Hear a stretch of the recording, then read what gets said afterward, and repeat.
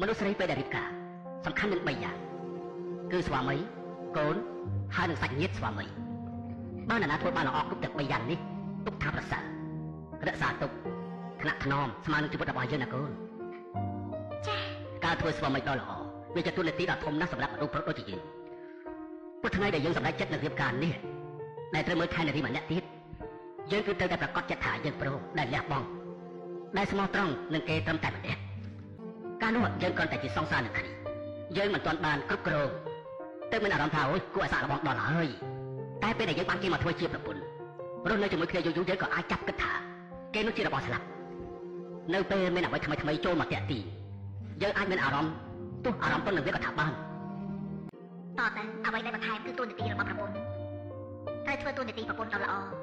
ធ្វើតួនាទីម្ដាយដ៏ល្អបើយើងល្អស្វាមីក៏ក្រែងចិត្តប្រពន្ធល្អស្វាមីគោរពណាកូន